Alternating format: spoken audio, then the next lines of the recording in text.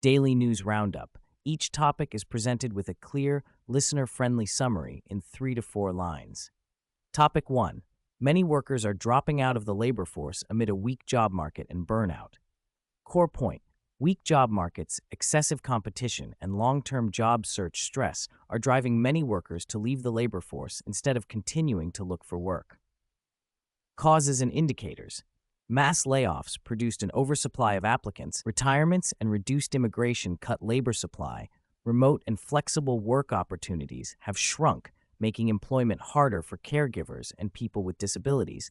Visa, e.g. H-1B, costs and procedures are barriers, and prolonged job searches have led to mental exhaustion. About 720,000 people stopped job seeking between May and June, St. Louis Fed measure. Labor force participation for ages 25 to 54 showed historically large declines, excluding the pandemic, and long-term unemployed, 6+ months, number around 1.9 million, about 1/4 of all unemployed. Personal stories and outcomes. Examples include Dan Coda, 40, who quit after 300+ hours of job searching and many interviews and is taking a sabbatical supported by family savings. Heina, 33, who, after months of visa-related rejections, returned to Inner Mongolia to recover, and Celine Wong, 26, who, after repeated rejections, returned to school for dental hygiene training. Implications and caveats. Labor market exit causes both short-term income loss and long-term career disruption and reduced retirement preparedness.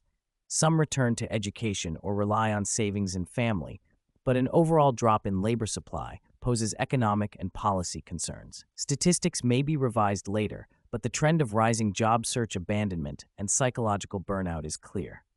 Topic 2. Japan intervened to support the yen and the U.S. Treasury joined in coordinated action, underscoring currency volatility and cross-border policy responses. What happened? As the yen plunged to a 40-year low, Japan sold dollars and purchased yen in a large FX intervention. BOJ filings indicate Japan sold up to about $58.97 billion in New York to buy yen. U.S. involvement and mechanics. The U.S. Treasury also assisted in a coordinated response, reportedly using brokers such as Goldman Sachs and Morgan Stanley to sell euros and buy yen on behalf of the Treasury.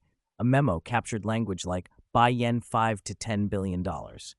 Authorities acted to restore market order and to warn against speculative attacks. Drivers and cooperation tools. The moves reflect widening U.S.-Japan rate differentials, Fed tightening and dollar strength, and speculative pressures on the yen. Possible tools discussed include dollar liquidity support, such as FEMA repo operations, though large sales of U.S. Treasuries by Japan would risk negative spillovers and limit sustained intervention. Market impact. The yen rebounded promptly on news of intervention, and officials signaled coordinated public steps with a forthcoming joint announcement by the Japanese finance minister, confirming close cross-border cooperation.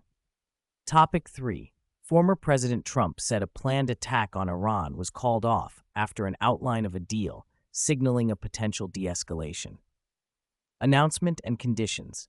Trump said Iran and some regional partners agreed to perimeters of a deal, and he temporarily called off a planned strike, saying the deal would require the immediate and full reopening of the Strait of Hormuz and an end to Iran's nuclear threat.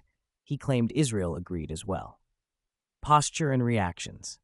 Despite pausing the attack, the U.S. emphasized it remains locked and loaded, keeping military options available. Iran dismissed the demands as a wish list and remained cautious, while its defense and foreign ministries said they take all threats seriously. Context and fallout. Tensions had escalated with maritime blockades, attacks on civilian vessels, and reciprocal strikes. A prior June memorandum collapsed. U.S. embassies warned Americans in the region to be